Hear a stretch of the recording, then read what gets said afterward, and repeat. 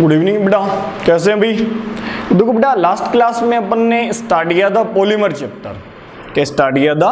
Polymer. देखो बेटा, सबसे पहले तो अपन ने बात की थी कि पॉलीमर होता क्या है। तो अपन ने क्या कहा था कि पॉलीमर में दो वर्ड थे बेटा। पॉली का मतलब क्या था बेटा? रिपीटेशन, या फिर क्या कहें मोर देन वन टाइम। और बेटा मर का मतलब क्या था? यूनिट्स थी, मतलब छोटी छोटी यूनिट्स का मिलकर एक बड़ी यूनिट का फॉर्मेशन करना ही क्या था बेटा? पॉलीमर था।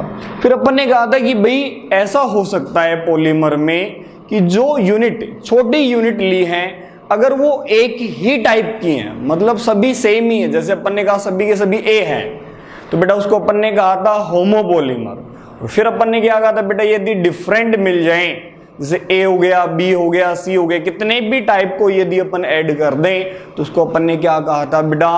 कोपॉलीमर कहा था। फर्स्ट क्लासिफिकेशन तो यही था बेटा, on the basis of monomer unit. Monomer unit के रेस्पेक्ट में बेटा अपन ने क्या कहा था? पॉलीमर कितने टाइप का था? दो टाइप का, एक तो होमोपॉलीमर और एक कोपॉलीमर। होमोपॉलीमर में बेटा मोनोमर यूनिट सेम होती है, जबकि कोपॉलीमर में क्या होती है बेटा? डिफरेंट होती हैं। जैसे अपन ने कहा था स्टार्च, बेटा सभी की सभी मोनोमर यूनिट क्या होती है? ग्लूकोज होती है, तो अपन ने क्या कहा था? होमोपॉलीमर है। इन अपन ने कहा था नायलॉन 66, तो अपन ने क्या कहा था? डिफरेंट क्या है बेटा? मोनोमर यूनिट यूज में आ रही है, इसलिए अपन ने क्या कह दिया था? कोपॉलीमर। ऐसे काफी सारे एग्जाम्पल लिखे थे।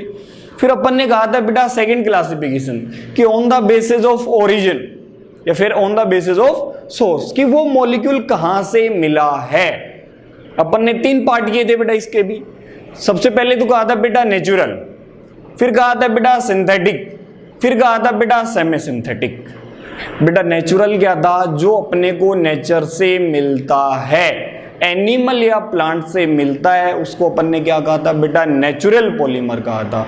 जैसे प्रोटीन हो गया आपके पास में, है कि नहीं है? स्टार्च वगैरह हो गया, तो ये सभी अपने को नेचर से मिलते हैं, तो इसको अपन ने क्या कहा था बेटा? नेचुरल कहा था।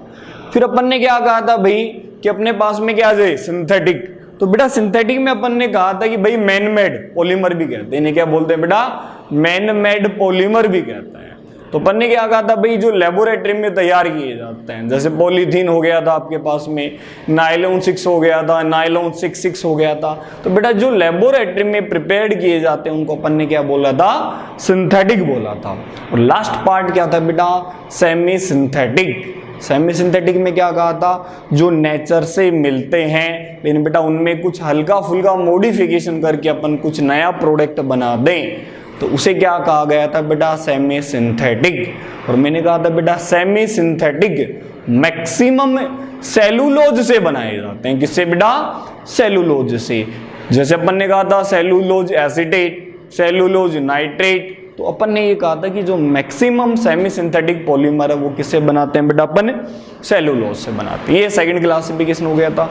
फिर अपन ने क्या कहा था बेटा कि भाई नेक्स्ट क्लासिफिकेशन क्या था? आज अपन नेक्स्ट क्लासिफिकेशन की बात कर रहे हैं। किसके भाई? नेक्स्ट क्लासिफिकेशन की। आज अपन बात कर रहे हैं बेटा on the basis of structure. Structure के रेस्पेक्ट में पॉलीमर कितने टाइप का होता है, समझे भाई? बेसिक सी चीज है। नेक्स्ट क्लासिफिकेशन किसके रेस्पेक्ट में कर रहे हैं बेटा? किसके रेस्पेक्ट में? स्ट्रक्चर के रेस्पेक्ट में, कि भाई स्ट्रक्चर के रेस्पेक्ट में पॉलीमर कितने टाइप के होंगे। तो बेटा स्ट्रक्चर के रेस्पेक्ट में देखो पॉलीमर तीन टाइप के होता है। स्ट्रक्चर के रेस्पेक्ट में पॉलीमर कितने टाइप के होंगे बेटा? तीन टाइप के। फर्स्ट तो होता है बेटा लीनियर। फर्स्ट कौन सा होता है? Linear polymer. Linear polymer first क्या है बेटा? लीनियर पॉलीमर है। सेकंड होता है बेटा ब्रांच पॉलीमर। क्या होगा बेटा? Branch polymer, branch polymer. और बेटा थर्ड क्लासिफिकेशन अपन कर रहे हैं बेटा क्रॉस लिंकेज।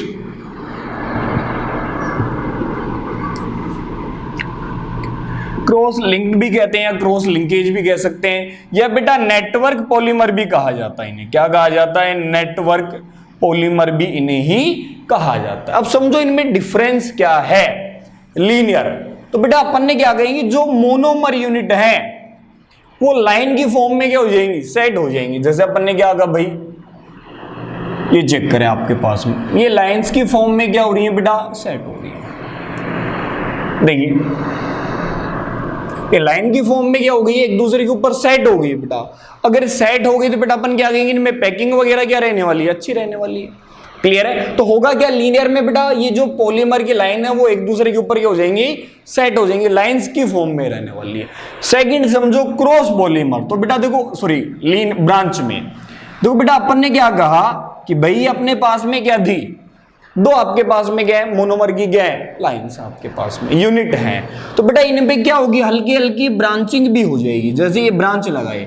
अब बेटा चेक करना इन दोनों में, मैंने इस ब्रांच को यहां से कनेक्ट नहीं किया है, इसने इसके साथ बॉन्ड नहीं बनाया, ये केवल ब्रांचिंग है, केवल क्या है, ब्रांचिंग है। लेकिन बेटा थर्ड में डिफरेंस समझें, अपन यहां क्या कह रहे हैं बेटा, क्रॉस लिंकेज पॉलीमर कह रहे हैं, क्या, क्रॉस लिंकेज। तो यहां पर बेटा कंप्लीट बॉन्ड का क्या होता है, फॉर्मेशन होता है। मतलब हुआ क्या कि ये अपने पास में एक लीनियर थी लाइन, ये भी लीनियर थी, दोनों आपस में क्या होगी, क्रॉस लिंकेज बॉन्ड बना रही हैं। तो इसे अपन क्या बोलते हैं बेटा, क्रॉस लिंक्ड या फिर नेटवर्क पॉलीमर कहा जाता है। अगर बेटा इनमें बात करें है क्या डिफरेंस, तो बेटा सबसे पहले तो बात करते हैं लीनियर में और ब्रांच में। तो बेटा चेक करो, लीनियर में ये एक दूसरे के ऊपर अच्छे से लाइन सेट हो जाएगी, पैकिंग अच्छी होने वाली है। बेटा अगर पैकिंग अच्छी होगी तो एक चीज क्लियर हो गई बेटा अपने को, अपन क्या कहेंगे कि जो डेंसिटी है, क्या बेटा इनकी जो डेंसिटी है, जो डेंसिटी है वो काफी हाई रहेगी। डेंसिटी क्या रहेगी, हाई रहेगी बेटा। जो टेंसाइल है, टेंसाइल स्ट्रेंथ है बेटा वो भी ज्यादा रहेगी, क्योंकि पैकिंग क्या है बेटा, अच्छी है। टेंसाइल अच्छी है तो बेटा मेल्टिंग पॉइंट भी पक्का क्या रहने वाले हैं, ज्यादा रहने वाले हैं।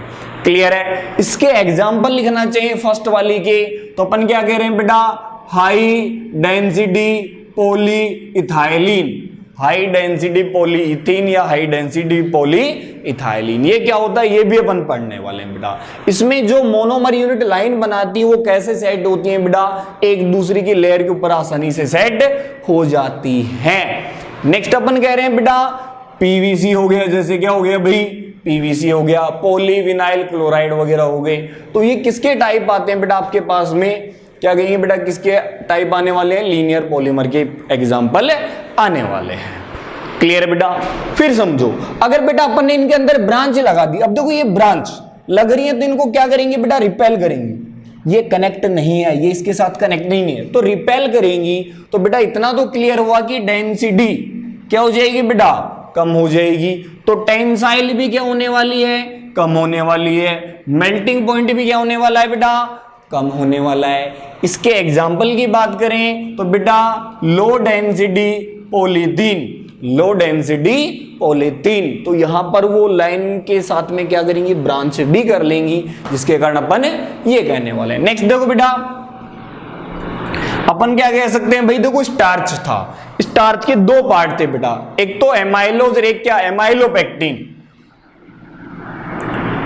एमाइलोपेक्टिन, तो बेटा एमाइलोपेक्टिन में भी याद करें लीनियर के ऊपर क्या होती, ब्रांचिंग थी, लेकिन वो बॉन्डिंग वगैरह नहीं करती। तो एमाइलोपेक्टिन भी किसका एग्जांपल होता है बेटा, अपन क्या कहेंगे, ब्रांच पॉलीमर का ही होता है। अगर बेटा अपन बात करें यहां पर ये 3D नेटवर्क बनता है, क्या बनता है बेटा, 3D के अंदर क्या होते हैं, सेट होते हैं।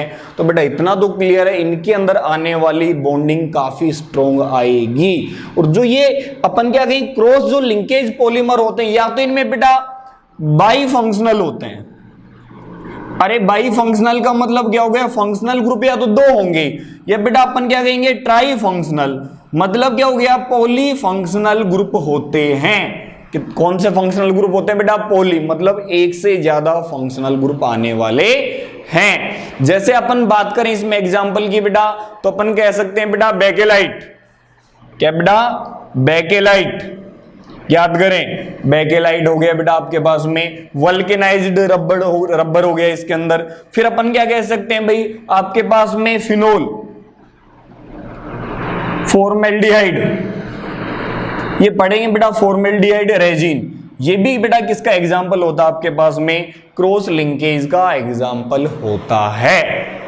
पहले तो ये चेक करें, लीनियर में क्या बेटा, एक दूसरे के ऊपर आसानी से सेट हो जाएंगी, तो डेंसिटी क्या हो जाएगी, इनके बीच की गैप क्या होगा, अरे वॉल्यूम क्या हो गया कम, तो डेंसिटी क्या होने वाली है, ज्यादा। जबकि यहाँ देखो बेटा वॉल्यूम इंक्रीज होगा, क्योंकि डिस्टेंस ज्यादा है, वॉल्यूम इंक्रीज, तो अपन क्या कहेंगे, डेंसिटी क्या हो जाएगी, कम हो जाएगी। तो बेटा स्ट्रेंथ वगैरह भी क्या होने वाली है, कम होने वाली है। लेकिन बेटा इनके अंदर तो काफी ज्यादा अपन क्या कहें अट्रैक्शन फोर्स रहेंगे क्रॉस लिंकेज में, तो यहां पर होने वाली बॉन्डिंग काफी स्ट्रॉन्ग रहने वाली है।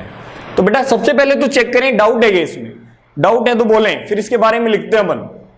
डाउट है तो बोले भाई, हाँ भाई जनता बोले, डाउट है तो पहले किसी को डाउट है तो बोले, हाँ भाई डाउट है तो बोले बेटा पहले। क्लियर है, तो लिखेंगे बेटा सबसे पहले लिखें किसके बारे में लिखेंगे, लीनियर पॉलीमर। किसके बारे में लिखें, लीनियर पॉलीमर लिखेंगे, लीनियर पॉलीमर। किसके हेडिंग डाल लेंगे, लीनियर पॉलीमर लिखें भाई। In these polymer monomer unit are, in these polymer monomer unit are linked together, in these polymer monomer unit are linked together straight chain बना लेंगे अपने पास में।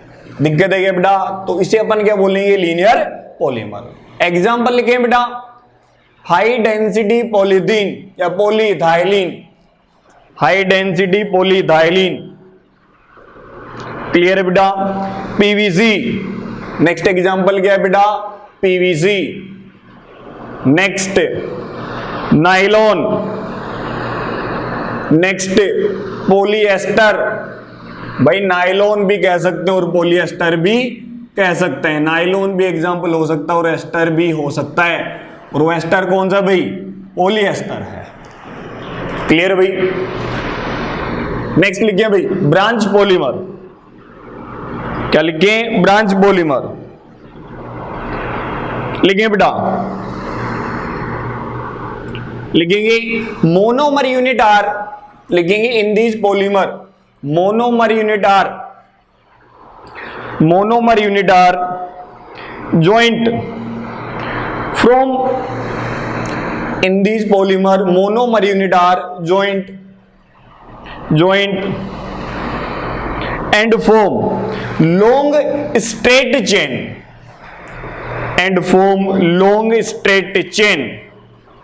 which known as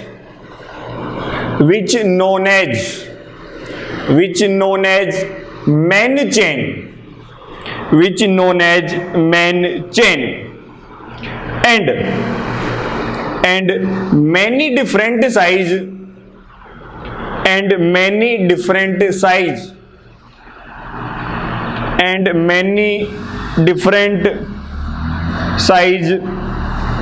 side chain also connected, and many different size side chain also connected। मतलब क्या हुआ, ये लंबी chain है और इसके ऊपर साइड चेन में कुछ अपन क्या कहेंगे, छोटी छोटी या फिर लंबी आपके पास में चेन और कनेक्ट हो जाएंगी। तो बेटा इन्हें क्या बोल देंगे अपन, क्या बोल देंगे, ब्रांच पॉलीमर बोल देंगे। एग्जांपल लिखिए भाई, लो डेंसिटी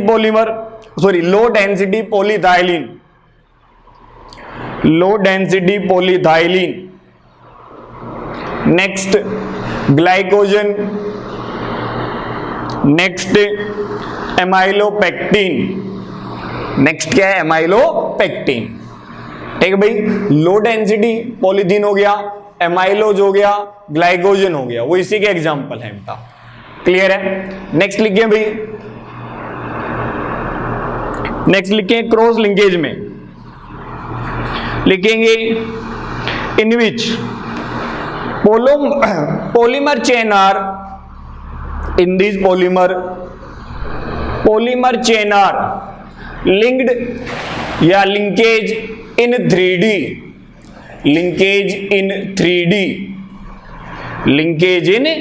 ये 3D में क्या होते हैं भाई, कनेक्ट होते हैं। नेक्स्ट लिखें भाई, नेक्स्ट एरो लगाकर लिखें कि cross linkage polymer are, next लिखें cross linkage polymer are bifunctional trifunctional, क्या लिखेंगे, bifunctional, trifunctional, bracket में लिख लेना बेटा पॉली फंक्शनल, अपन क्या कह सकते हैं, पॉली फंक्शनल। देखो ये तो अपन ने चर्चा कर ली इनके बारे में। एग्जाम्पल लिखे भाई, एग्जाम्पल लिखे भाई, बेकेलाइट, बेकेलाइट, क्या बेटा, बेकेलाइट, क्लियर। नेक्स्ट है melamine, melamine, formaldehyde, melamine, formaldehyde, resin, ये इसके एग्जाम्पल है। दिक्कत है क्या बेटा, क्लियर है। सबसे पहले एक दो छोटी छोटी चीजें और लिख लो बेटा कि यहां पर जो लीनियर पॉलीमर है, जो लीनियर पॉलीमर है उसमें लिख लेना बेटा डेंसिटी हाई होती है। लीनियर पॉलीमर में क्या लिख लेना, डेंसिटी हाई है, डेंसिटी हाई है, टेंसाइल स्ट्रेंथ भी हाई है, डेंसिटी हाई है बेटा, टेंसाइल स्ट्रेंथ भी हाई है, मेल्टिंग पॉइंट भी हाई है, मेल्टिंग पॉइंट क्या है, हाई है बेटा। लेकिन वॉल्यूम क्या होता है बेटा, कम होता है। ध्यान रखें, वॉल्यूम क्या होता है इनमें, कम होता है। ये तो किसके बारे में लिखा है बेटा, लीनियर पॉलीमर के बारे में। नेक्स्ट लिखिए ब्रांच के बारे में, ब्रांच में भी एक लाइन ऐड कर लेना बेटा। मेल्टिंग पॉइंट क्या होते हैं बेटा, मेल्टिंग अपन क्या कहेंगे, सबसे पहले तो डेंसिटी, डेंसिटी क्या है बेटा, कम है, टेंसाइल स्ट्रेंथ कम है, मेल्टिंग पॉइंट भी कम है, क्लियर है भाई। लेकिन वॉल्यूम क्या होती है बेटा, ज्यादा होती है। रिपीट कर रहा हूं बेटा, density, tensile strength, melting point, ये तीनों कम है लेकिन वॉल्यूम ज्यादा है, क्लियर बेटा। लेकिन ये तो बेटा अपने पास में लास्ट वाला तो क्या बनाता है, 3D नेटवर्क बनाता है। क्या बनाता है बेटा, 3D नेटवर्क बनाता है। डाउट है तो पहले डाउट बोले भाई, इसमें डाउट है तो डाउट बोले भाई जनता, पहले डाउट बोले भाई इसमें।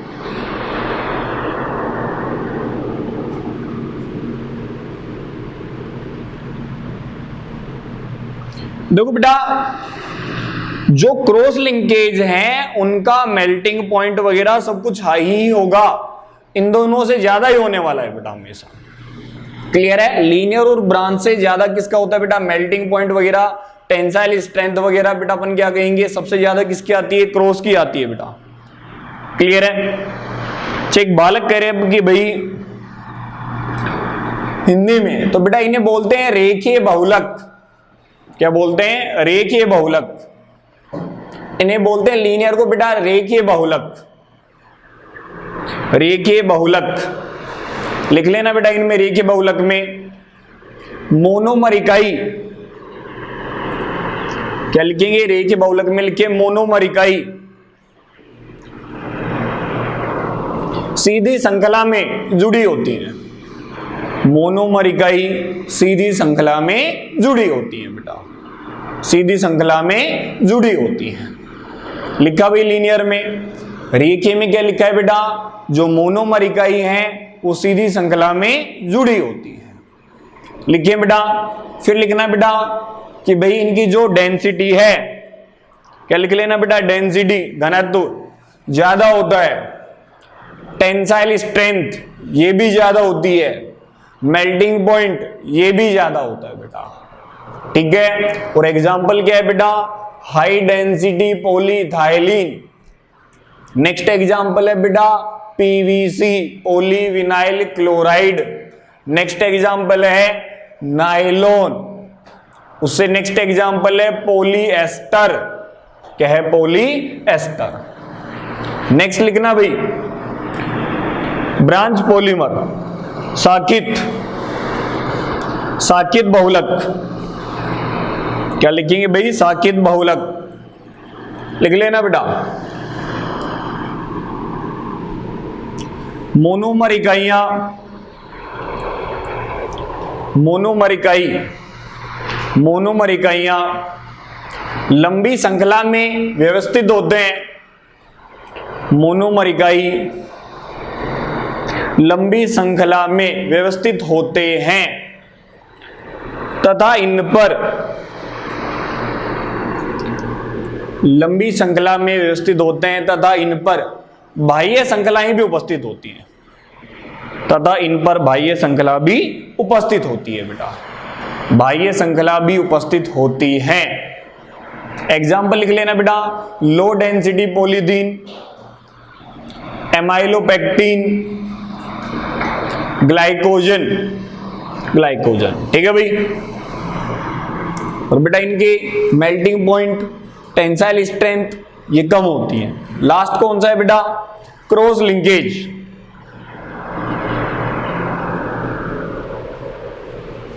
या नेटवर्क, जालक बहुलक भी बोलते हैं बेटा, जालक, ठीक है। इसमें क्या लिख लेना बेटा,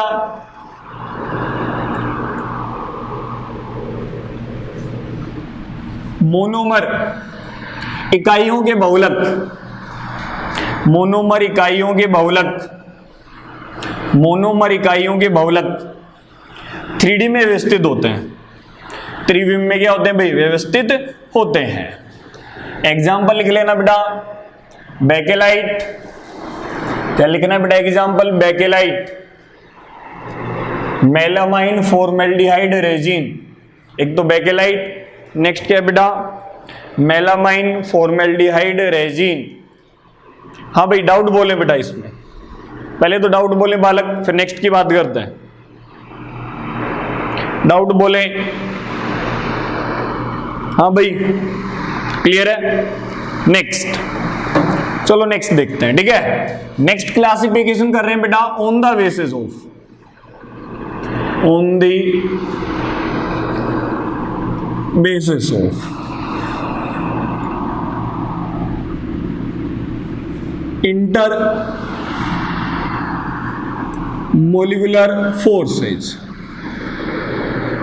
इंटरमोलिकुलर फोर्सेज के रेस्पेक्ट में भी अपन इसको डिफाइन करने वाला है कि भाई किसमें लगने वाला अट्रैक्शन ज्यादा होगा, किसमें लगने वाला अट्रैक्शन क्या होगा बेटा, कम होगा। क्लियर है। तो इनके रेस्पेक्ट में भी अपन इनको क्लासिफाई कर सकते हैं, समझे बेटा। जैसे फर्स्ट दिक्कत है भाई, फर्स्ट तो होता है बेटा रबर। अरे इसमें डाउट है क्या, पहले वाले में क्लियर करो, पहले वाले में क्लियर करें, पहले तो डाउट है क्या, हाँ भाई डाउट है तो बोले भाई, कोई डाउट नहीं है तो चलो नेक्स्ट देखो बेटा। अपन में क्या करें, सबसे पहले तो होता है बेटा इलास्टोमर।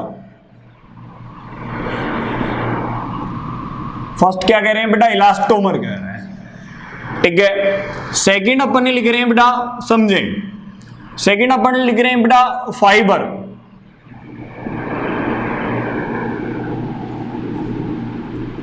फाइबर्स। नेक्स्ट क्या लिख रहे हैं बेटा, फाइबर। थर्ड लिख रहे हैं बेटा थर्मो प्लास्टिक, क्या बेटा, थर्मो प्लास्टिक। और बेटा fourth thermosetting plastic,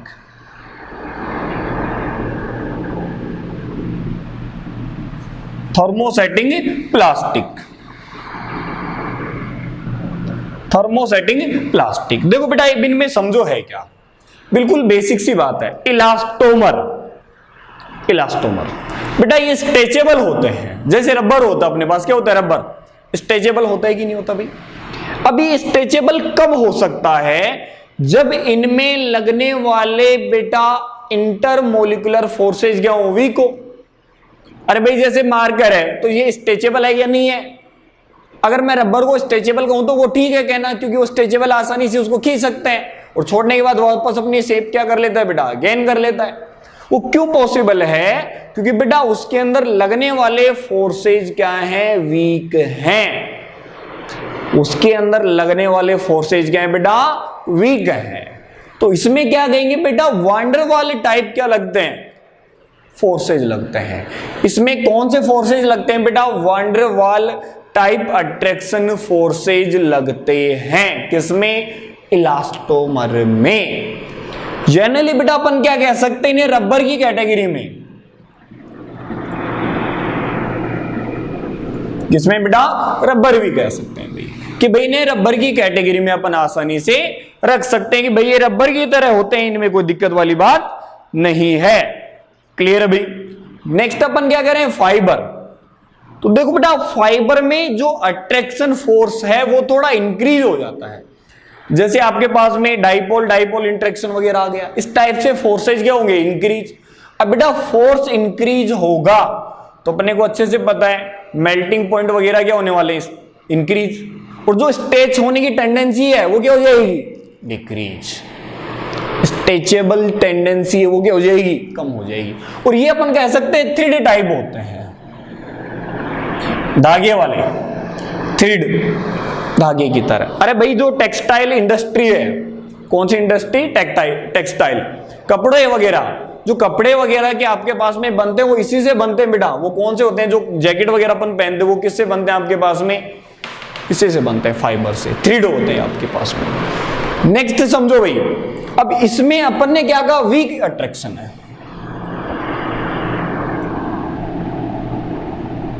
week attraction है बेटा, वीक अट्रैक्शन है, ध्यान रखें। इसमें क्या है, थोड़ा वीक, स्ट्रॉन्ग है अट्रैक्शन है, स्ट्रॉन्ग अट्रैक्शन फोर्स है बेटा, समझे।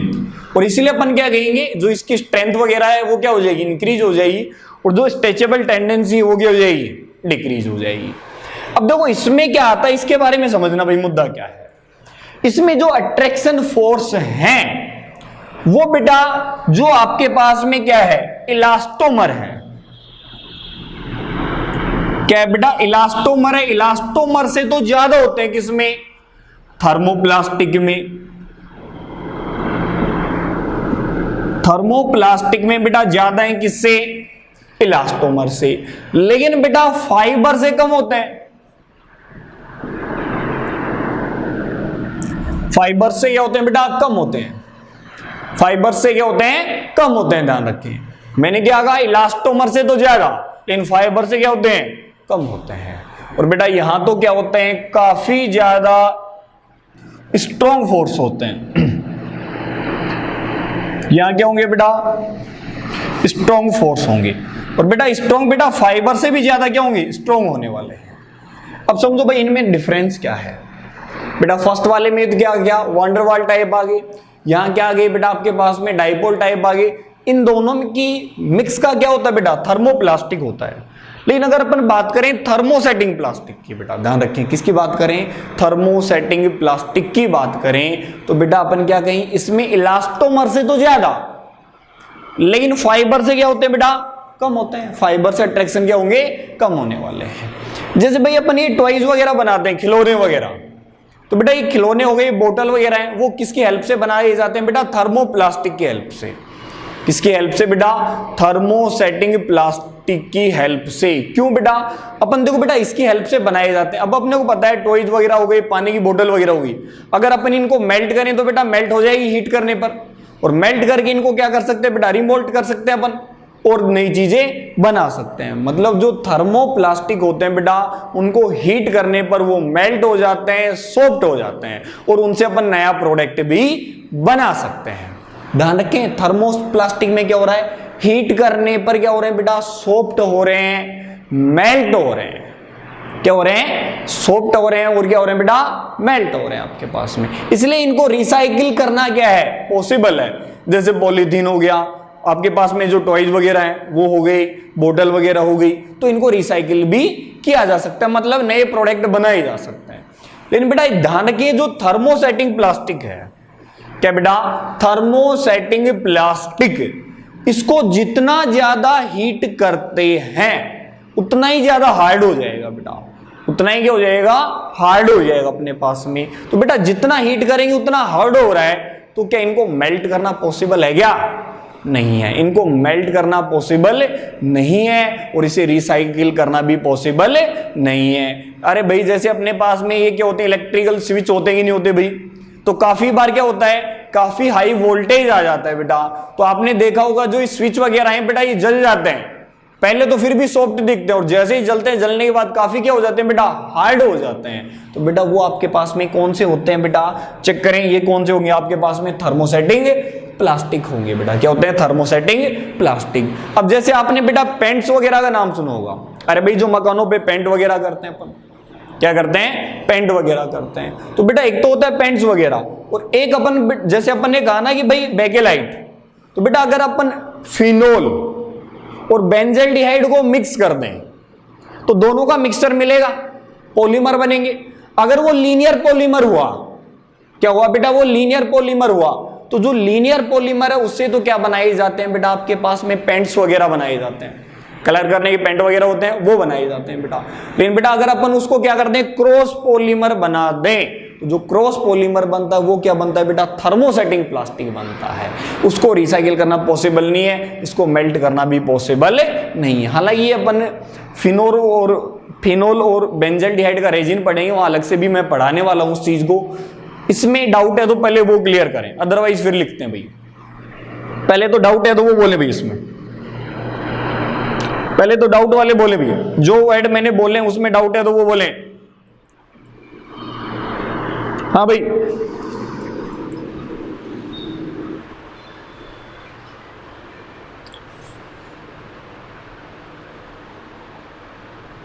हाँ भाई जनता,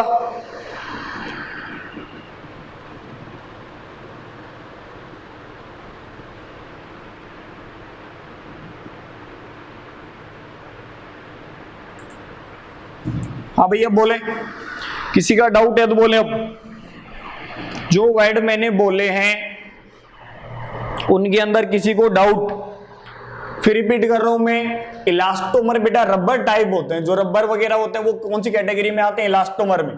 इलास्टिसिटी होती है इनके अंदर, तो रबर वगैरह क्या होते हैं, इलास्टोमर होते हैं बेटा। अट्रैक्शन फोर्स होता है लेकिन वीक होता है। फाइबर है, अट्रैक्शन फोर्स थोड़ा ज्यादा होता है। क्लियर है, जैसे थ्रेड वगैरह, धागे वगैरह होगी जिनसे जैकेट वगैरह बनाते हैं हम, है कि नहीं है। फिर अपन ने कहा थर्मोप्लास्टिक, तो बेटा थर्मोप्लास्टिक में इलास्टोमर से तो ज्यादा अट्रैक्शन है, लेकिन क्या कहेंगे, फाइबर से क्या बेटा कम अट्रैक्शन है। लेकिन बेटा थर्मोसेटिंग प्लास्टिक में क्या होते हैं, काफी ज्यादा क्या होते हैं बेटा, अट्रैक्शन फोर्सेज होते हैं। तो चेक करें भाई, इसमें डाउट है तो पहले बोलें, वो क्लियर करते हैं बेटा, उसके बाद में अपन कुछ वर्ड लिखते हैं इनके लिए।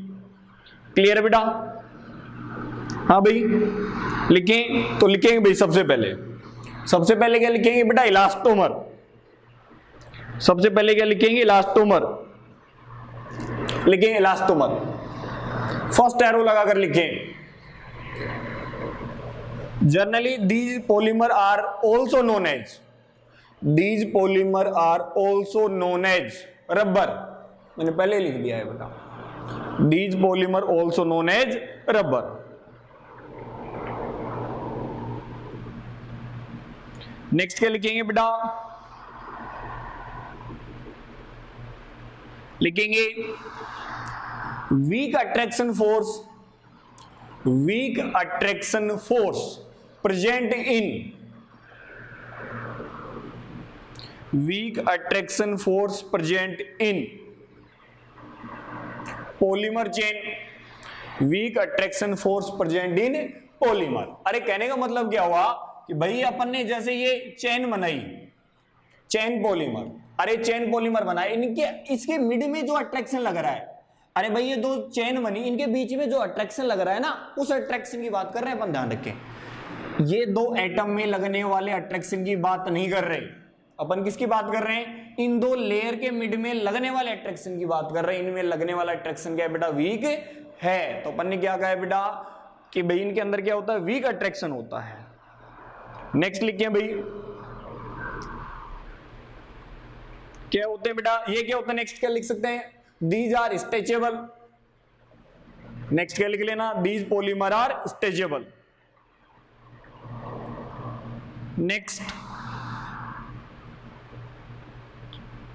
नेक्स्ट लिखें भाई एग्जाम्पल। नेक्स्ट लिखेंगे बेटा, इसके एग्जाम्पल हो गए, रबर हो गया बेटा, क्या रबर। नेक्स्ट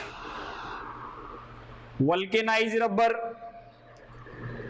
वल्केनाइजेशन पढ़ेंगे बेटा, टेंशन न लें। Rubber, vulcanisation rubber. Next example, buna N, buna S. Next example क्या है बेटा, ब्यूना एन,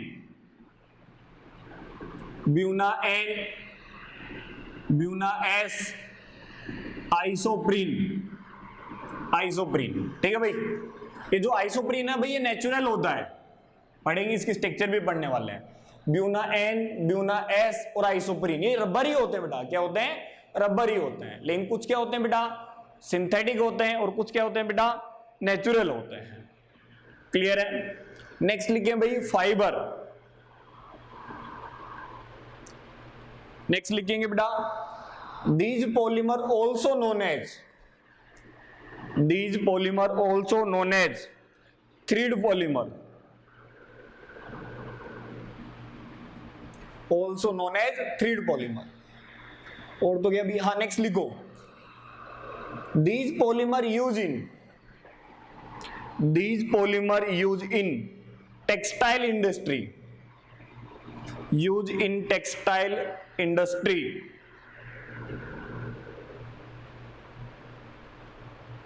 नेक्स्ट लिखे बेटा स्ट्रॉन्ग अट्रैक्शन फोर्सेज प्रेजेंट।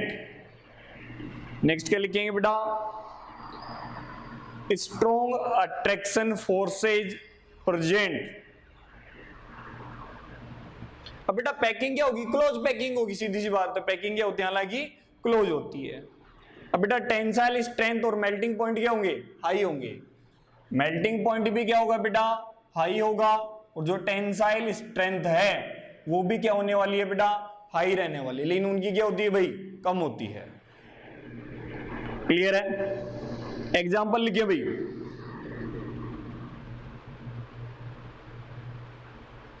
लिखिए एग्जांपल लिखेंगे पॉलीएस्टर, पॉलीएस्टर, पॉलीएमाइड, इसी में लिखना है पॉलीएस्टर, पॉलीएमाइड।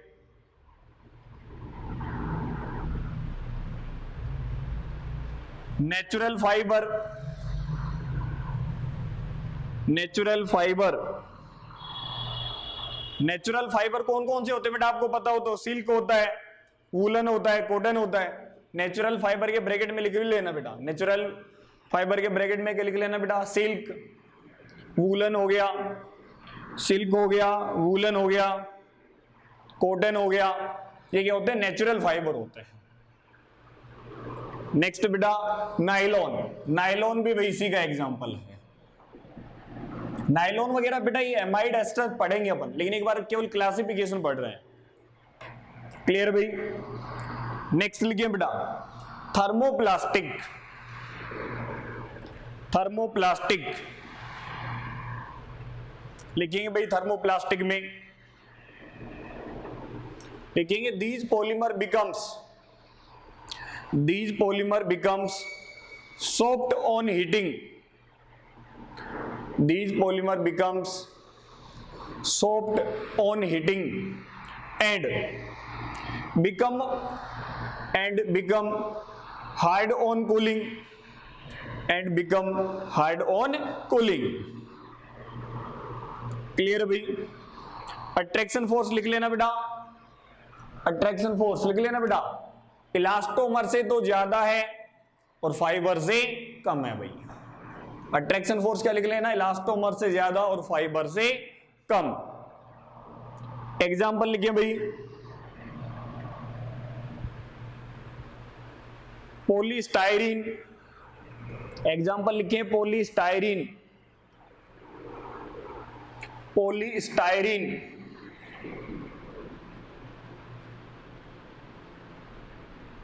पॉलीस्टायरीन हो गया, पीवीसी हो गया, पॉलीस्टायरीन हो गया, पीवीसी हो गया। और लिख लें एग्जांपल लिखना चाहिए तो पॉलीथीन हो गया। क्या भाई? Polystyrene, PVC, polythene, polyethene. या फिर ये भी कह सकते हैं कि जो अपने पास में all linear polymer, all linear polymer. अरे भाई जो लीनियर पॉलीमर होते हैं वो सारे के सारे कौन सी कैटेगरी में आ जाएंगे? इस कैटेगरी में आने वाले हैं। मतलब जो केवल लाइन में रहेंगे और जो लाइन में रहने वाले हैं वो सभी के सभी कौन सी कैटेगरी में आ जाएंगे बेटा? थर्मोप्लास्टिक की कैटेगरी में आ जाएंगे। किसकी कैटेगरी में? थर्मोप्लास्टिक की कैटेगरी में आ जाएंगे। नेक्स्ट लिखिए बेटा थर्मोसेटिंग प्लास्टिक, लिखिए बेटा these polymer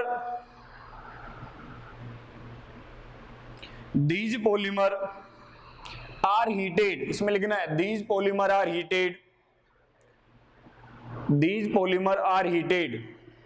the chain develop cross linkage, repeat कर रहा हूं, these polymer heated, the chain develop cross linkage, these polymer heated, chain polymer develop cross linkage and form three-dimensional network,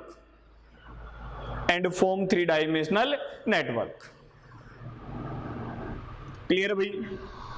ये क्या होंगे बेटा, लिख लेना, हार्ड होते हैं, क्या होंगे, हार्ड होंगे, इनसोल्यूबल होते हैं, क्या बेटा, रिफ्यूज्ड नहीं कर सकते, नॉट रिफ्यूज्ड, क्लियर बेटा, रिसाइकिल नहीं कर सकते। नेक्स्ट लिखें, देखो बेटा ये जो पॉलीमर बनते हैं ये मेनली आपके पास में कंडेंसेशन से बनते हैं, किससे, कंडेंसेशन से। तो लिख लेना बेटा, these polymer are mainly formed by, इसमें लिखना थर्मोसेटिंग प्लास्टिक में, these polymer are mainly formed by condensation reaction, ये कंडेंसेशन रिएक्शन के थ्रू ज्यादा बनते हैं बेटा। एग्जाम्पल लिखिए बेटा, एग्जाम्पल लिखिए, all cross linkage polymer, next bakelite, next क्या है बेटा, बेकेलाइट, नेक्स्ट है बेकेलाइट, नेक्स्ट है बेकेलाइट के नेक्स्ट लिखिए भाई मेलामाइन, नेक्स्ट लिखिए melamine, formaldehyde resin, melamine formaldehyde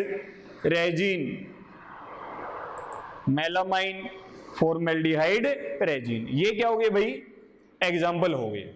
सबसे पहले तो पूछे भाई, डाउट है तो वो बोले, सबसे पहले तो इसमें डाउट है तो बोले।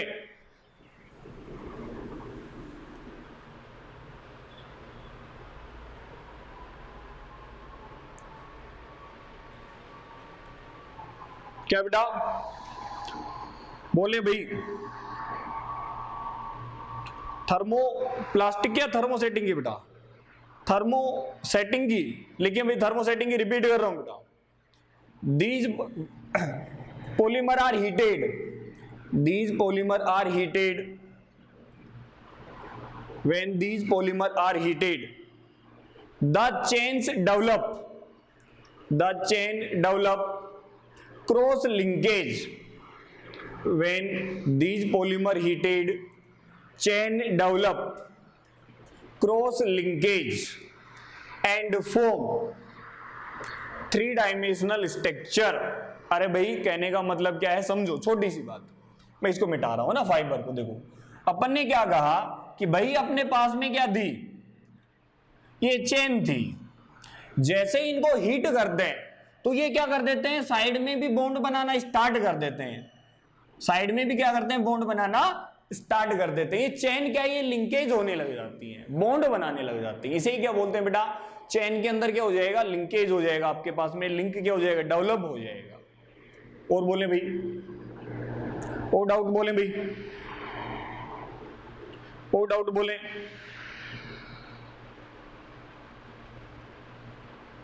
और डाउट बोले,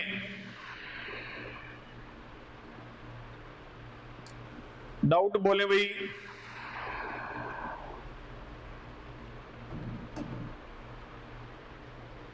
अरे बेटा हिंदी में लिख लो, हिंदी वाले भी, इलास्टोमर। अरे एक एक लाइन है, कहते ही समझ में आ जाएगी, पढ़ के देख लेना एनसीईआरटी बेटा, है ना, इसमें कुछ नहीं है, एक एक लाइन है, पढ़ते ही समझ में आ जाएगी। आप एनसीईआरटी पढ़ के देख लेना, हिंदी में कोई दिक्कत नहीं है, एक एक वर्ड लिखा होता है, इलास्टोमर है, ये कुछ मैंने एक्स्ट्रा एग्जाम्पल और ऐड कर दिए, बस एग्जाम्पल जरूर लिखते रहे आप। ठीक है ना, इसके एग्जाम्पल लिखते रहे बेटा, बाकी और कोई कुछ नहीं है इसमें, ठीक है। तो ये क्लासिफिकेशन तो किसके रेस्पेक्ट में हो गया भाई, अट्रैक्शन फोर्स के रेस्पेक्ट में। और अब लास्ट समझे, और अपने को मतलब यहीं से पॉलीमर बनाना स्टार्ट करना पड़ेगा, समझे हम। नेक्स्ट है बेटा next classification,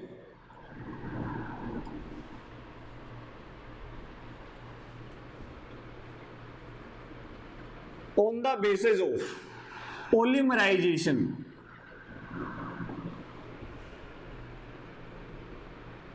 on the basis of polymerisation. अरे भाई इनका पॉलीमराइजेशन कैसे हो रहा है, ये पॉलीमर कैसे कर रहे हैं भाई। देखो बेटा, कहने का मतलब कि भाई मैकेनिज्म कौन सी हो रही है, कैसे हो रही है, कहने का मतलब ये है। तो देखो बेटा, अपने को पॉलीमराइजेशन करवाना है ना, पॉलीमराइजेशन करवाना है तो अपन दो तरीके से करवा सकते हैं। कितने तरीके से, दो तरीके से। एक तो होता है बेटा एडिशन, एडिशन पॉलीमराइजेशन।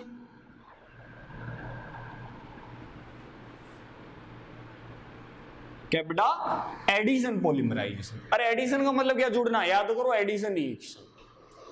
एक होता है बेटा कंडेंसेशन, कंडेंसेशन पॉलीमराइजेशन। हालांकि मैं डिफरेंस भी लिखवा दूंगा एंडिंग में, लेकिन समझे, पॉलीमराइजेशन। देखो बेटा, दोनों में डिफरेंस क्या है समझो, और आप थोड़ी ट्राई करें इनको समझने की, डिफरेंस क्या आप पहचान सकते हैं। देखो, एक तो होती है बेटा एडिशन रिएक्शन, और एक कौन सी होती है बेटा, कंडेंसेशन रिएक्शन। पहले तो अपन पॉलीमर की बात नहीं कर रहे, अपन तो नॉर्मल बात कर रहे हैं। जैसे मैंने कहा CH2 डबल बॉन्ड CH2, मैंने कहा यहां पर हाइड्रोजन से रिएक्शन करवाई, तो एक हाइड्रोजन इधर एक इधर, तो देखो बेटा क्या बन गया था, CH3 CH3। देखो बेटा, ये एडिशन रिएक्शन है।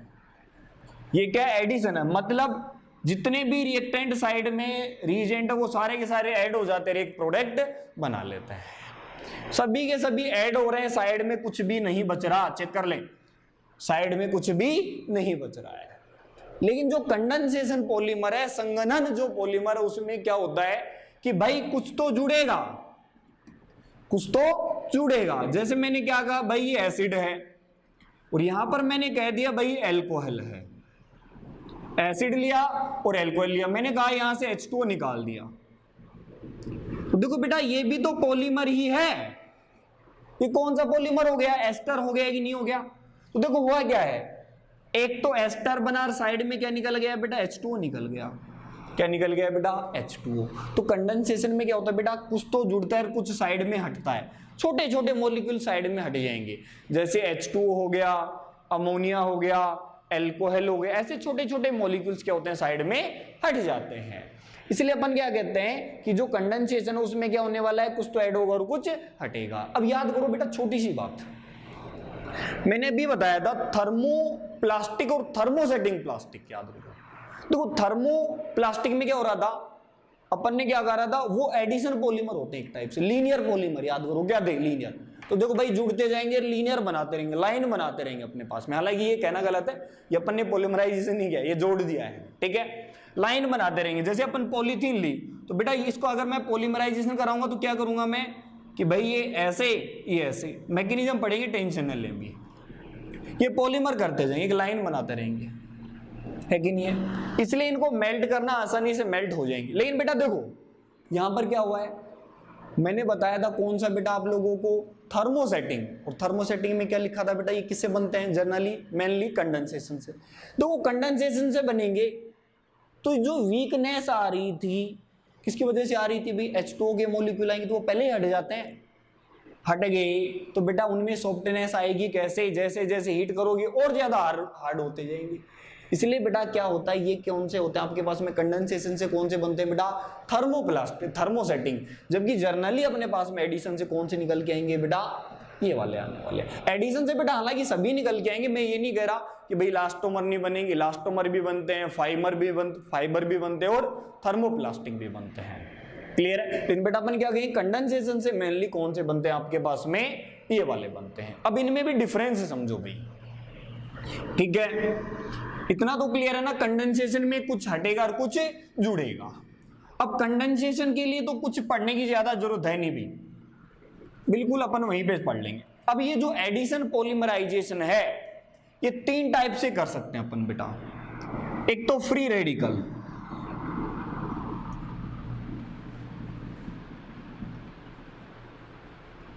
Free radical polymerisation. सेकंड है बेटा कैटायनिक, कैटायनिक पॉलीमराइजेशन।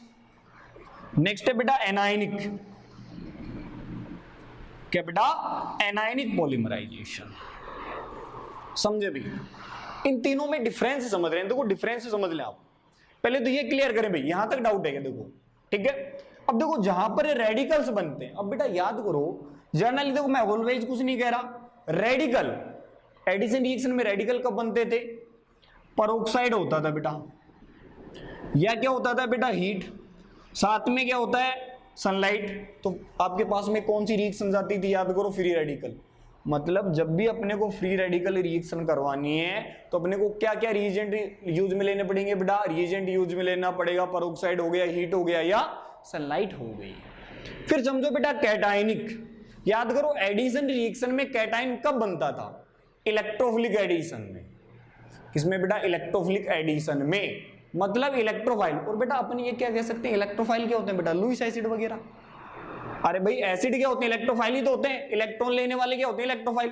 तो मेनली मैं क्या कह सकता हूं भाई, जैसे AlCl3 ले लो बेटा, BF3 ले लो, है कि नहीं, ये भी क्या हो गया बेटा आपके पास में, इसकी तरह काम करेगा। एसिडिक मीडियम ले लो, तो इनकी प्रेजेंस में जनरली रिएक्शन कौन सी चली जाएगी बेटा, कैटायनिक चली जाएगी। फिर समझो बेटा एनायनिक, याद करो बेटा एनायनिक कब जाती है, जब न्यूक्लियोफाइल आ जाए, मतलब यहां बेस से समझ लो भाई, जब भी आपके पास में बेटा बेस वगैरह आ जाए तो वहां पर मैकेनिज्म कौन सी जाएगी भाई, एनायनिक जाएगी। तो भाई पहले तो समझो, डाउट है इसमें, पहले तो वो क्लियर करो आप लोग, फिर मैं इनकी मैकेनिज्म बताता हूं। बोले भाई, पहले तो डाउट बोले, ये जो वर्ड बोले इसमें डाउट है तो पहले वो बोले भाई, फिर मैं मैकेनिज्म की चर्चा करता हूं। हाँ भाई बोले बेटा, अरे ये जो वर्ड बोले हैं पहले इसमें डाउट है क्या, पॉलीमराइजेशन मैंने कहा एडिशन कंडेंसेशन, एडिशन में जो भी है सब जुड़ जाएंगे, कंडेंसेशन में कुछ जुड़ेगा और कुछ हटेगा। इसमें 3 टाइप के फ्री रेडिकल मैकेनिज्म हो सकती है, कैटायनिक हो सकती है और एनायनिक हो सकती है। हाँ भाई बोले बेटा, डाउट बोले, फिर मैं मैकेनिज्म स्टार्ट कर दूं। डाउट बोले, डाउट बोले भाई फटाफट, चेक कर लेंगे बाद, डाउट बोले फिर फटाफट।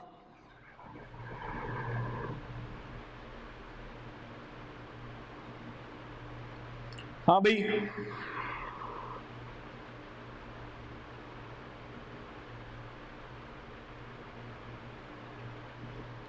अरे कोई डाउट नहीं है क्या,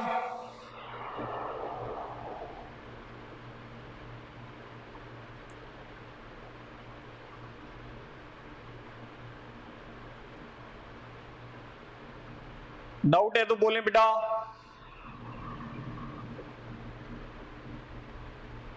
करें पर मैकेनिज्म स्टार्ट करें, कब होने वाली है मैकेनिज्म, देखो भाई फर्स्ट की हेडिंग डाल लेंगे बेटा, किसकी, फर्स्ट की।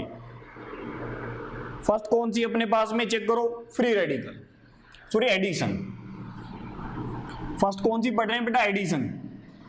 और एडिशन में भी कौन सी, देखो पहचानना बिल्कुल इजी है, आप देख के पहचान सकते हैं ग्रुप के रेस्पेक्ट में, लेकिन पहले अपन मैकेनिज्म पढ़ते हैं तभी वो अपने को पता लग पाएगा कि भाई अपने इसमें मैकेनिज्म कौन सी लिखे हैं, कब कैटायनिक लिखे हैं, कब एनायनिक लिखे हैं।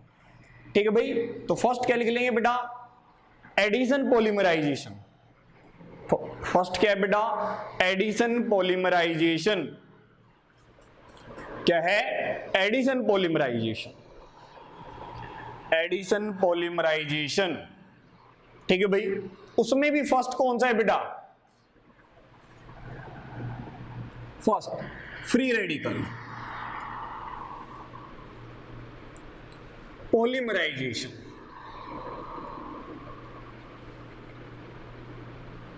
देखो भाई, अब अपने को अच्छे से पता है कि जो फ्री रेडिकल, जैसे फ्री रेडिकल सब्स्टिट्यूशन कितने स्टेप में कंप्लीट होती थी बेटा? 3 स्टेप में। फर्स्ट स्टेप देखो, ए स्टेप में क्या होगा समझते रहना बेटा। अपने पास में कोई परोक्साइड होगा, जैसे मैंने लिखा C6H5CO और यहां पर क्या लिख दिया भाई मैंने, वह परोक्साइड लिखना ना भाई, CO ये 6H5, बेंजीन ऑयल परोक्साइड लिख दिया भाई, बेंजीन ऑयल परोक्साइड लिख दिया। और बेटा एरो पर अपन ने क्या ले रखा है याद करो, हीट लिख दो, सनलाइट लिख दो भाई, एक ही तो बात है। तो बेटा याद करो फ्री रेडिकल में क्या होता था, ये जो आपके पास में ऑक्सीजन ऑक्सीजन के मिड का बॉन्ड है, ये क्या होता है बेटा? वीक होता है, तो ये बॉन्ड क्या होगा? टूटेगा। तो जैसे ही टूटेगा तो चेक करना बेटा, यहां पर आ जाएगा आपके पास में C6H5 RCO, ये रेडिकल। मुद्दा क्लियर है कि नहीं? बेटा आप चाहें तो इसको दूसरे तरीके से ऐसे भी लिख सकते हैं। मैंने कहा भाई ये परोक्साइड लिया मैंने, देखो R लगा दिया बेटा, क्या दिक्कत है? मैंने इसको हीट किया, या क्या कर दो भाई, सनलाइट ले लो, तो आपको पता है 2 मॉलिक्यूल्स किसके बन जाएंगे बेटा? RO रेडिकल के बन जाएंगे। और बेटा ये जो फर्स्ट स्टेप आपको पता है इनिशिएशन स्टेप कहते हैं। इनिशिएशन स्टेप कहा जाता है, फर्स्ट स्टेप को क्या बोलते हैं बेटा? इनिशिएशन स्टेप, प्रारंभिक पद बोला जाता है। तो देखो बेटा स्टार्टिंग में क्या हो रहा है, जो परोक्साइड का बॉन्ड है वो वीक है, तो बॉन्ड क्या हो जाएगा? टूट जाएगा, और क्या बन जाएगा बेटा? आपके पास में रेडिकल बन जाएगा। क्लियर है बेटा? हीट की प्रेजेंस में, सनलाइट की प्रेजेंस में रेडिकल ही बनते हैं। ठीक है, अब समझना, ये जो रेडिकल है ये किसके पास में गया? जैसे समझना भाई, मैंने इथीन का एग्जांपल ले लिया, ठीक है बेटा। तो मैंने क्या कहा, इथीन ने इसको 1 इलेक्ट्रॉन दिया, अरे भाई इसके पास 7 इलेक्ट्रॉन थे, 1 इलेक्ट्रॉन दिया, तो देखो बेटा क्या बन गया? R ऑक्सीजन CH2, और इस CH2 पर क्या आ गया? रेडिकल आ गया बेटा। चेक करो, चेक करो बेटा रेडिकल आएगा कि नहीं आएगा। देखो 7 इलेक्ट्रॉन थे, 1 इलेक्ट्रॉन इसने इसको दिया भाई, तो मैं हाफ एरो लगा देता हूं, ऐसे समझ लो कि भाई इसने इसको 1 इलेक्ट्रॉन दिया, तो इसके साथ बॉन्ड बना लिया, 1 इलेक्ट्रॉन किसके पास चला गया भाई? इसके पास चला गया। चेक करें तो आपके पास में CH2 पर क्या बन गया? रेडिकल बन गया। बेटा ये तो था फर्स्ट स्टेप जहां पर रेडिकल बन गया, अपना स्टार्टर है ये। सेकंड स्टेप समझिए, प्रोपागेशन स्टेप। क्या बेटा? Propagation step. अब समझना भाई हुआ क्या है। देखो ये जो रेडिकल है, जो रेडिकल बना अपने पास में, ऑक्सीजन CH2, ये CH2, मुद्दा क्लियर है कि नहीं बेटा? चेक करो, ये क्या करेगा? अपने जैसा ही और मॉलिक्यूल देखेगा भाई, अपने जैसा ही और मॉलिक्यूल देखेगा। तो देखो भाई CH2 डबल बॉन्ड CH2, तो देखो बेटा होगा क्या? ये इसको इलेक्ट्रॉन देगा या नहीं देगा? चेक कर ले। 7 इलेक्ट्रॉन थे, 1 इलेक्ट्रॉन इसने लिया, तो 1 रिमेनिंग इलेक्ट्रॉन किसके पास में चला गया? इसके पास चला गया। तो बेटा देखो ऑक्सीजन CH2 CH2 CH2, और इस CH2 पर क्या बन गया बेटा? रेडिकल बन गया। चेक करें इसमें डाउट है क्या? रेडिकल बन गया भाई, इसमें डाउट है तो चेक करें, ये बनेगा या नहीं बनेगा? चेक कर लें। हाँ भाई क्लियर है? डाउट है क्या? फिर अपन ने क्या कहा बेटा कि यहां पर ये जो मॉलिक्यूल है, यहां पर ये जो मॉलिक्यूल है, एक अपन क्या करते हैं, ये जो मॉलिक्यूल बना था R oxygen CH2 CH2 CH2, और वापस से CH2 और CH2 पर क्या है? रेडिकल। वापस से मैं N मोल्स ले लेता हूं बेटा, किसके? CH2 डबल बॉन्ड CH2 को, तो बेटा वापस से वही चीज रिपीट हो जाएगी, और 1 इलेक्ट्रॉन कहां चला जाएगा? इसके पास चला जाएगा। तो देखो बेटा क्या बन गया? R oxygen. क्या बनेगा बेटा? R oxygen. अब बेटा इसके पास में देखो क्या आ रहा है बेटा? CH2 आ रहा है कि नहीं आ रहा? वापस से CH2 यहां CH2, चेक करना आप, देखो यहां पर क्या आ रहा है बेटा? CH2 तो मैंने क्या कहा, ये CH2 कितने टाइम्स आ गया बेटा? N टाइम्स, और यहां CH2 पर क्या बना दिया मैंने?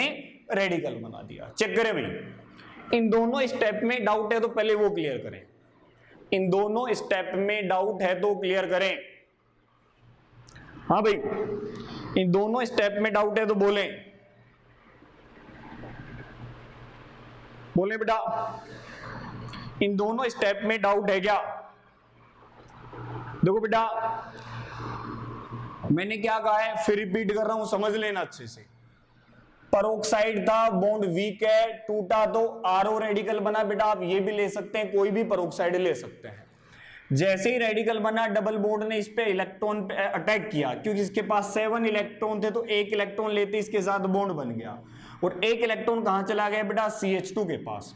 ये इनिशिएशन स्टेप है, प्रारंभिक पद है। सेकंड में क्या हुआ बेटा, ये जो रेडिकल बना था इसको मैंने एज इट इज लिखा, इसमें बेटा एल्किन वापस से लेके आया तो डबल बॉन्ड ने इस पे क्या कर दिया? अटैक कर दिया। तो देखो एक इलेक्ट्रॉन देती है इसके साथ जुड़ गया और एक इलेक्ट्रॉन इसके पास चला गया, तो देखो बेटा ये CH2 ये बनेगा कि नहीं बनेगा? फिर अपन ने क्या कहा कि भाई ये रेडिकल बना, इसकी n मोल्स ले लें, एल्किन की कितने मोल्स ले लें? n। तो बेटा ऐसी CH2 की कितनी यूनिट आपके पास में तैयार हो जाएंगी? n यूनिट तैयार हो जाएंगी कि नहीं हो जाएंगी आपके पास में? ये कौन सा स्टेप था बेटा? सेकंड स्टेप था, प्रोपागेशन स्टेप था। डाउट हो तो क्लियर करें, अदरवाइज इसको नोट करें, एक बार नोट करें, फिर नेक्स्ट स्टेप की बात करते हैं, लास्ट स्टेप की। हाँ भाई डाउट है तो बोले, नहीं फिर नोट करें भाई, नोट करें फटाफट।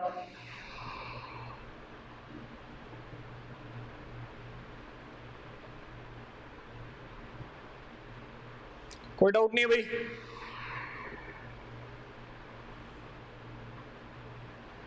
मिटा दे, चलो भाई नेक्स्ट देखते हैं, ठीक है। देखो ध्यान रखें, प्रोपागेशन स्टेप में क्या बना लिया अपन ने? ये बना लिया। अरे भाई फिर अपने पास में कहीं ना कहीं n मोल है वो खत्म तो होंगे, तो इस रिएक्शन को क्या करना पड़ेगा? रोकना पड़ेगा अपने को, कि भाई n मोल शायद सभी रिएक्ट कर जाएंगे तो रोकेंगे। तो एंडिंग स्टेप में यही करना अपने को, क्या करना है? रिएक्शन को रोकना, कि भाई अब रुक जाओ, अपने पास में और ज्यादा मोल्स नहीं है जो भी अपन ने रिएक्टेंट लिया है उसके। तो देखो लास्ट स्टेप में क्या होगा, और इसे बोलते हैं बेटा टर्मिनेटिंग स्टेप। टर्मिनेटिंग स्टेप, अंतिम पद या समापन पद, अंतिम पद बोला जाता है या समापन पद बोला जाता है। थर्ड स्टेप बेटा, देखो बेटा थर्ड स्टेप में क्या है, लास्ट स्टेप में third,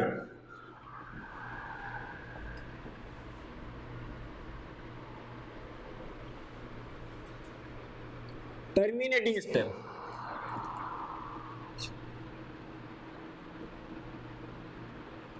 terminating step, terminating step की बात कर रहे हैं। देखो बेटा इसमें क्या होगा, अब टर्मिनेट मतलब रिएक्शन को बंद करना है। ये मानो एंड ऑफ रिएक्शन, ये कह सकते हैं ना एंड ऑफ रिएक्शन, तो भाई रिएक्शन को एंड करवाना है। एक जो लाइन बना रहे हैं, एक जो चेन बना रहे हैं उसको एंड करवाना, रिएक्शन को नहीं। रिएक्शन की एंडिंग तो फिर समस्या हो जाएगी। अपन क्या करें, जो एक चेन बनाई उसका एंडिंग करवा रहे हैं। अब इसको एंड करने के क्या क्या तरीके हैं वो चेक करते हैं, भाई कैसे कैसे इसको रोक सकते हैं। तो इसमें जो फर्स्ट मैंने कहा, फर्स्ट भाई रिएक्शन को रोकना है तो कैसे कैसे रोक सकते हैं। फर्स्ट है बेटा कंबाइन, कॉम्बिनेशन,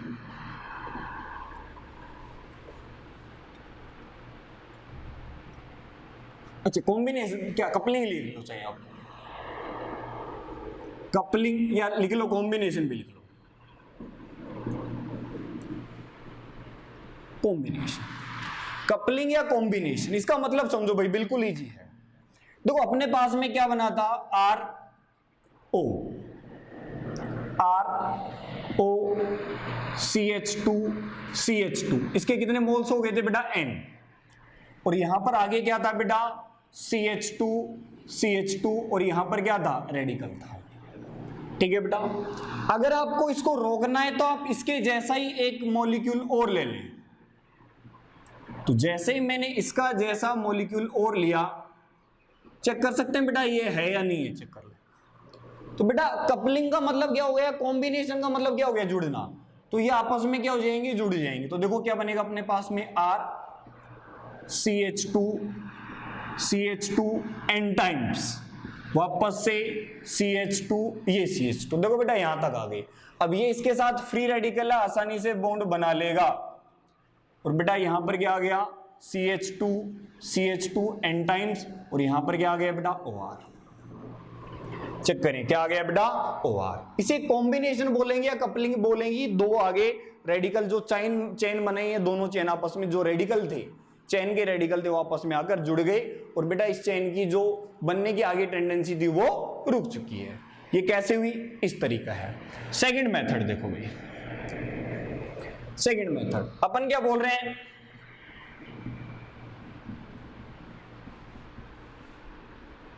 डिस्प्रोपोर्शन रिएक्शन। भाई फ्रॉम डिस्प्रोपोर्शन रिएक्शन के थ्रू भी अपन इस चीज को रोक सकते हैं, याद करें कैसे।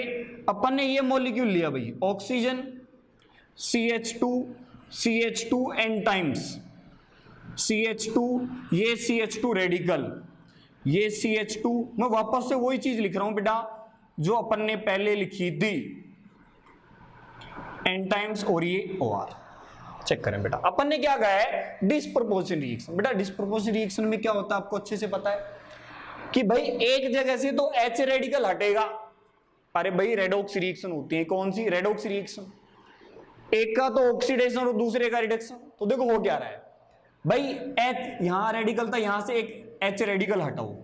देखो मैंने क्या कहा है बेटा, समझे, ये CH2 था, यहां से एक H रेडिकल हटाया, एक H रेडिकल इसको दे दिया, समझना, यहां से H रेडिकल हटाया, इसको दे दिया, तो देखो क्या बना, एक तो बन गया RO CH2 n टाइम्स, और ये क्या आ गया बेटा, CH डबल बॉन्ड CH2। देखो न्यूट्रल हो गया, रिएक्शन रुक गई।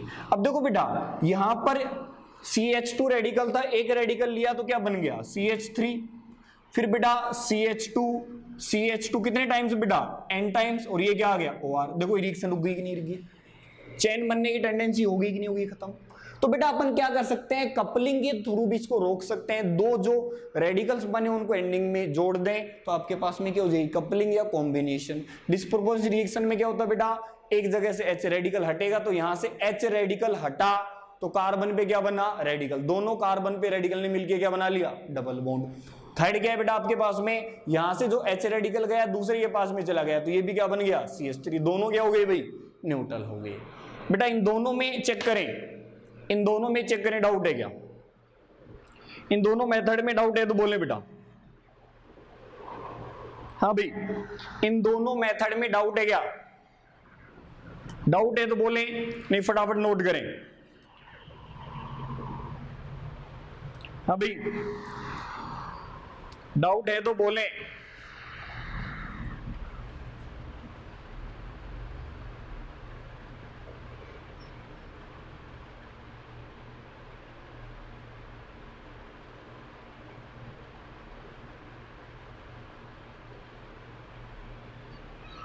क्लियर बेटा, फटाफट नोट कर लें।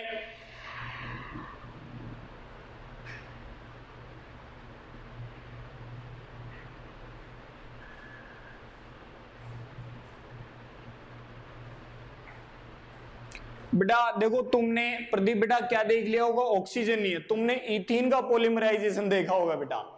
मैंने इथीन की बात नहीं कर रहा, अरे यहां पर और कुछ भी लगा सकते हैं अपन, डिफरेंट ग्रुप भी लगा के बताऊंगा मैं।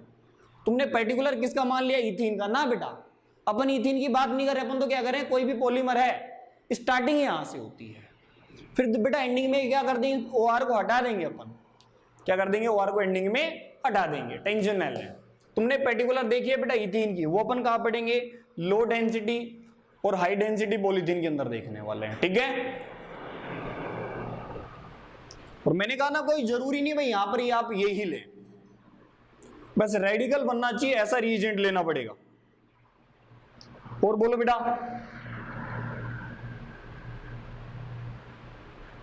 और बोले डाउट, हाँ भाई मिटा देंगे, क्लियर है। देखो बेटा नेक्स्ट भाई ये दो मेथड हो गई, रिएक्शन जो आगे बढ़ रही थी उसको रोकने की। देखो थर्ड एक और बताता हूं मैं, समझिए।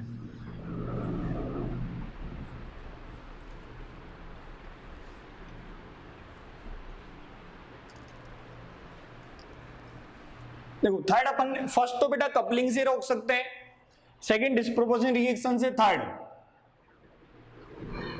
बेटा देखो अपन क्या कह रहे हैं, चेन ट्रांसफर द्वारा।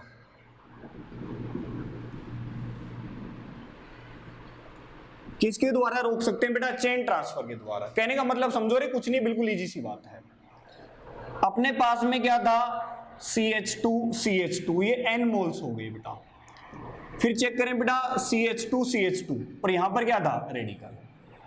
क्या था बेटा, रेडिकल। अब देखो आपने क्या किया कि कोई सॉल्वेंट ले लो, क्या कर ले बेटा, कोई सॉल्वेंट ले लें अपन। तो वो सॉल्वेंट क्या करेगा, जैसे मैंने ले लिया RH, अरे भाई कुछ भी ले सकते हैं, मैं ये नहीं कह रहा, ये सॉल्वेंट ले लें कोई, तो वो सॉल्वेंट क्या होना चाहिए, इसको H रेडिकल देना चाहिए। आप कुछ भी ले सकते हैं। अगर इस सॉल्वेंट ने इसको H रेडिकल दिया तो चेक करो बेटा CH2 n टाइम्स, और यहां पर क्या आ गया CH2 CH3। रिएक्शन यहां भी रुक जाएगी कि नहीं, रुक जाएगी। और बेटा फोर्थ D पार्ट इनहिबिटर द्वारा।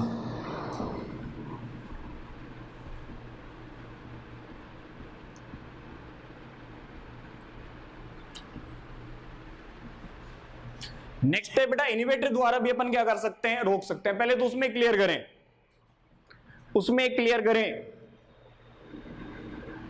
इनहिबिटर द्वारा भी अपन रोक सकते हैं। बोले भाई, डाउट बोले, क्लियर है। इनहिबिटर द्वारा भी अपन, अच्छा इनहिबिटर की बात करें तो इनहिबिटर भी रुक सकते हैं। अरे मतलब जो रिएक्शन को रोकते हैं, कैसे भाई, देखो क्या है, समझे, यहां सॉल्वेंट लिया है, मैंने क्या कहा कि यहां पर मैंने ये लिया, ठीक है, और मैं यहां पर कोई ऐसा रिएजेंट ले लूं जो इसकी रिएक्शन को यहीं पर फुल स्टॉप कर दे, उन्हें बोलते हैं इनहिबिटर। जैसे अपन क्या बोले बेटा, डाइनाइट्रोबेंजीन,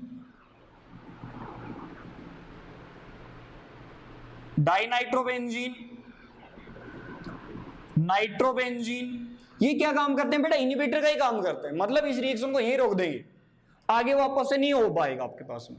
बेंजेनोल भी कह सकते हैं बेटा, क्या बेटा,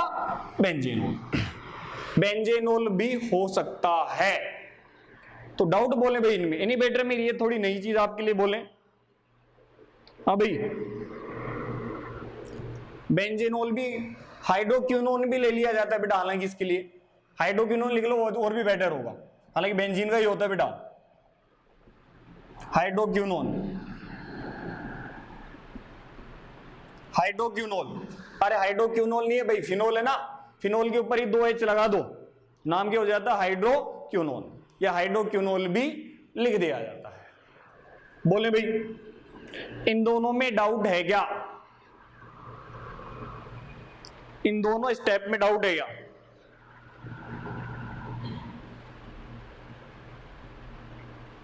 बेटा कम से कम अभी एक लेक्चर और लगेगा पॉलीमर में, मिनिमम एक लेक्चर और मान के चलें।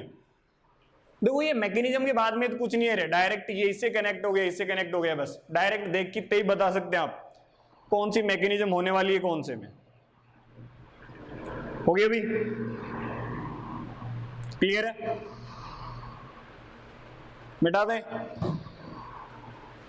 देखो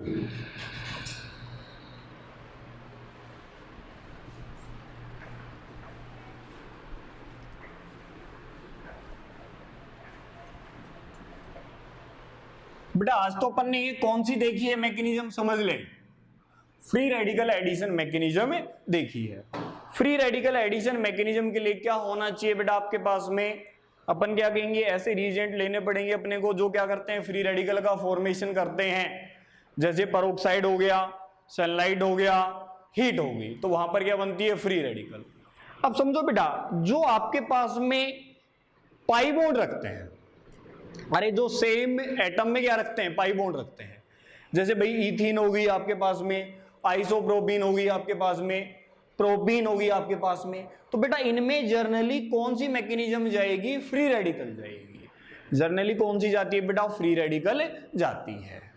क्लियर है बेटा, जो एल्कीन के जो पॉलीमर बनते हैं जर्नली जहां पर अपन ने क्या कहा, जो कोई ज्यादा इलेक्ट्रॉन विड्रॉइंग ग्रुप भी नहीं, इलेक्ट्रॉन डोनेटिंग ग्रुप भी नहीं है, तो बेटा वहां पर मैकेनिज्म कौन सी चली जाती है, फ्री रेडिकल जाती है।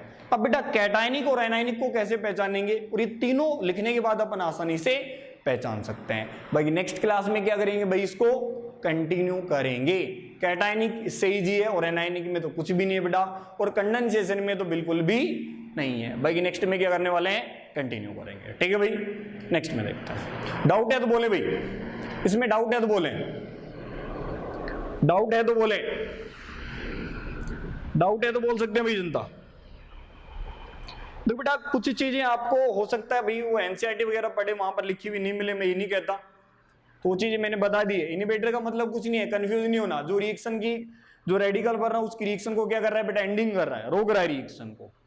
क्लियर है। कपलिंग का मतलब क्या है, जुड़ना है। कॉम्बिनेशन का मतलब भी क्या है बेटा, जुड़ना है। डिस्प्रपोर्शन रिएक्शन का मतलब क्या है, एक जगह से एच रेडिकल का हटना है, दूसरी जगह जुड़ना है, मतलब क्या है, रेडॉक्स रिएक्शन है। और बोले भाई क्लियर है बेटा। भाई नेक्स्ट क्लास में क्या करेंगे, कंटिन्यू करेंगे। ठीक है बेटा, बायोमोलिक्यूल की सीट कर लेना आप लोग, बायोमोलिक्यूल के आपकी क्वेश्चंस मिल गए होंगे आप लोगों को, और पॉलीमर के भी जहां तक स्टार्ट करते हैं सही, पॉलीमर के भी क्वेश्चन स्टार्ट करते हैं, क्योंकि मोनोमर यूनिट वगैरह ज्यादा पूछी जाती हैं। ठीक है भाई नेक्स्ट में क्या करेंगे भाई, कंटिन्यू करेंगे।